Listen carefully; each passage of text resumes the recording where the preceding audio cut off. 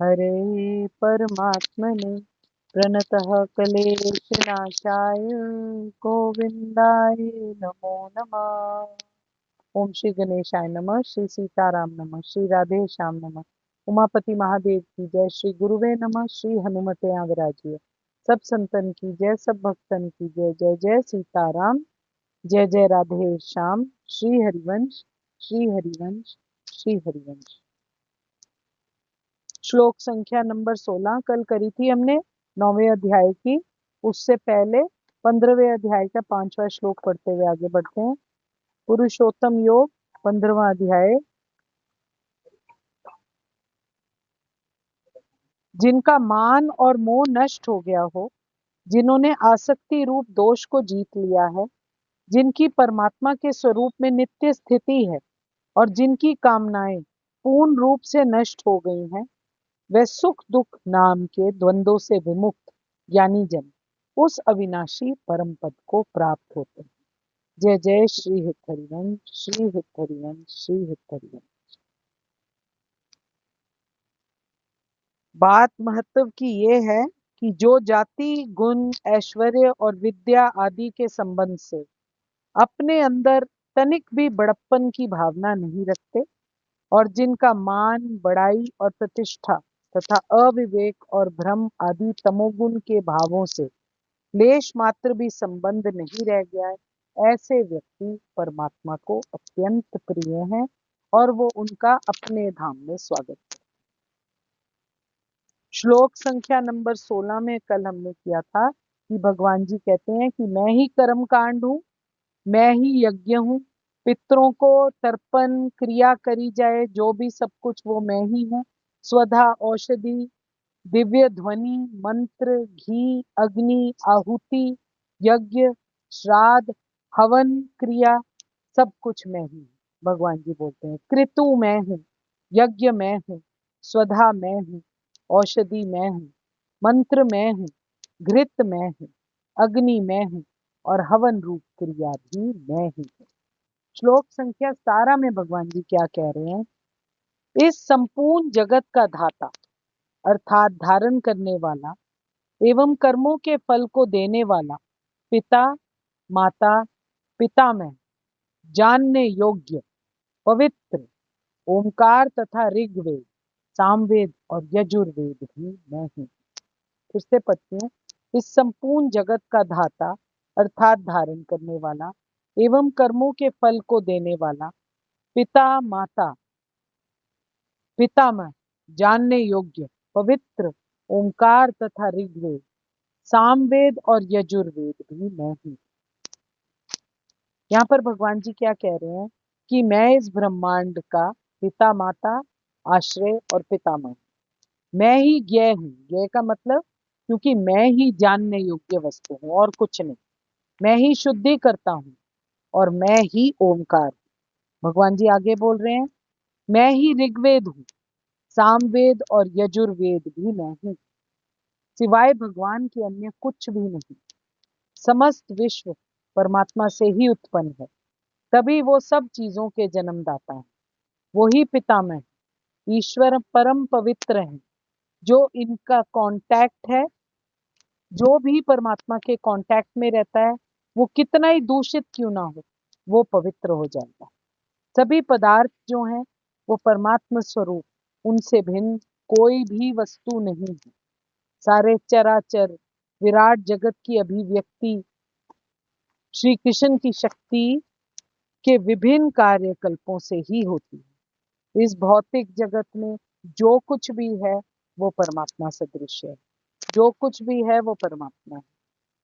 भगवान जी बोल रहे हैं कि इस भौतिक जगत में हम विभिन्न जीवों के साथ एक अलग अलग प्रकार के संबंध को स्थापित करते हैं, जो श्री कृष्ण की शक्ति के अतिरिक्त और कुछ भी नहीं है। राम राम।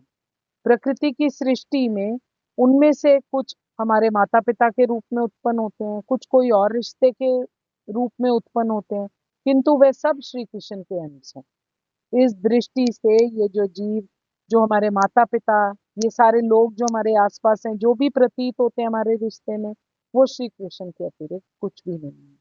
ना केवल हमारे माता पिता श्री कृष्ण का अंश रूप है, बल्कि हमारे जो दादा दादी ये सब भी श्री कृष्ण ही है, तभी उन्होंने अपने आप को पितामह कहा है।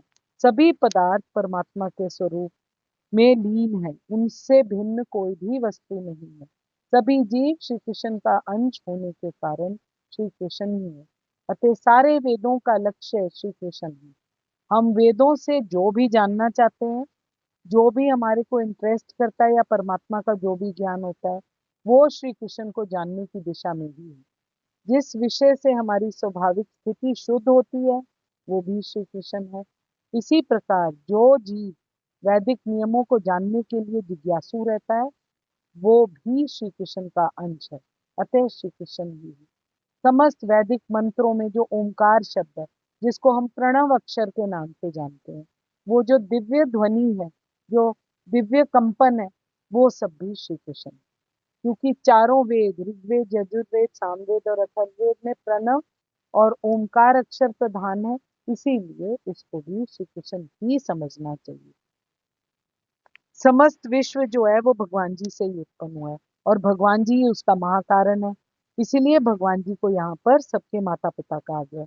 भगवान जी अपने एक अंश में समस्त जगत को धारण किए हैं। इसीलिए वो सब प्रकार के कर्म फलों का यथा योग्य विधान करते हैं।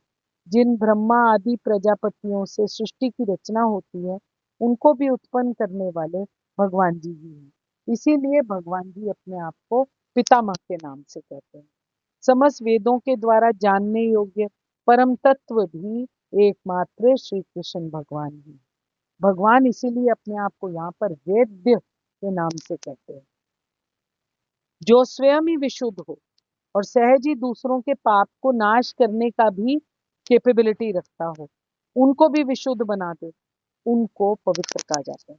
भगवान जी परम पवित्र, पवित्र चीजों से भी पवित्र हैं और भगवान जी के दर्शन, भाषण और स्मरण से मनुष्य परम पवित्र होता जाता है। इसीलिए इंसान को आनंद का महसूस होता है, क्योंकि वो अपने स्वरूप को धीरे धीरे पहचान रहे हैं।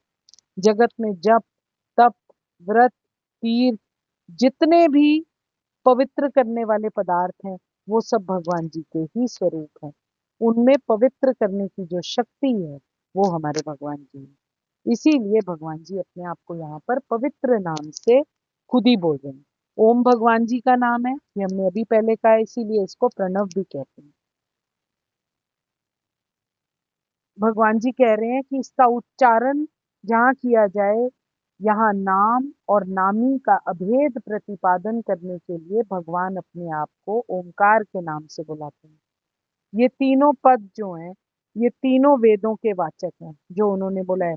ऋषभ, साम और यजु। वेदों का प्राकट्य भगवान से हुआ था तथा सारे वेद भगवान जी के ज्ञान है, ज्ञान से भरपूर है। इसीलिए सब वेदों को भगवान जी अपना स्वरूप बताते हैं। भगवान जी के सिवाय अन्य किसी वस्तु की सत्ता का निराकरण किया गया। अभिप्राय ये है कि सभी पदार्थ परमात्मा का ही स्वरूप है, उनसे भिन्न कोई भी वस्तु नहीं। इस संपूर्ण जगत को धारण करने वाले एवं कर्मों का फल देने वाले परमात्मा ही हैं। माता पिता जिनसे हमारी उत्पत्ति हुई है, वो हमारा मूल उद्गम है। पवित्र ओमकार श्री कृष्ण परमात्मा ही है। मेरे स्वरूप में ही बसता है सब कुछ, श्री कृष्ण कहते हैं। ऋग्वेद यानी संपूर्ण प्रार्थनाएं, स्तुतियां, उनको ऋग्वेद में है, वो भगवान जी कहते हैं मैं। सामवेद का साम या समत्व भाव जो हमको सिखाता है, वो भी भगवान जी है। यजुर्वेद यानी यज्ञ की जो विधि है, विषेद, योग करना, अनुष्ठान करना, वो भी सब कुछ श्री कृष्ण से ही शुरू होता है। उनकी स्तुति करते हुए, उनको प्रणाम करते हुए, हरे कृष्ण कृष्ण कृष्ण हरे हरे, हरे राम, राम राम हरे हरे। जय जय राधा वल्लभ श्री हरि। कृष्णाय वासुदेवाय हरे परमात्मने प्रणतः क्लेशनाशाय गोविंदाय नमो नमः। मैं आपके हृदय प्रेम प्रभु को नमस्कार करती हूँ। कोई भूल त्रुटि है तो मुझे क्षमा करना। 18वां श्लोक पढ़ते हुए इसको डिस्कस हम कल कर लेंगे। प्राप्त होने योग्य परम धाम, भरण पोषण करने वाला सबका स्वामी, शुभ का देखने वाला, सबका वास स्थान, शरण लेने योग्य, प्रत्युपकार ना चाहकर हित करने वाला, सबकी उत्पत्ति प्रलय का हेतु, स्थिति का आधार, निधान और अविनाशी कारण भी मैं ही हूँ। प्राप्त होने योग्य परम धाम, भरण पोषण करने वाला, सबका स्वामी, शुभ अशुभ को देखने वाला, सबका वास स्थान, शरण लेने योग्य, प्रत्युपकार ना चाहकर हित करने वाला, सबकी उत्पत्ति प्रलय का हेतु, स्थिति का आधार, निधान और अविनाशी कारण भी मैं ही हूँ। भगवान जी कह रहे हैं मैं ही परम लक्ष्य, पाल्यकर्ता, स्वामी, साक्षी, धाम, शरण स्थली तथा अत्यंत प्रिय मित्र हूँ। मैं सृष्टि तथा प्रलय सबका आधार हूँ, आश्रय हूँ तथा अविनाशी बीज भी मैं ही। जय जय सीताराम, जय जय राधे। श्री हित हरिवंश, श्री हित हरिवंश, श्री हित हरिवंश। राम राम जी सबको, जय जय राम।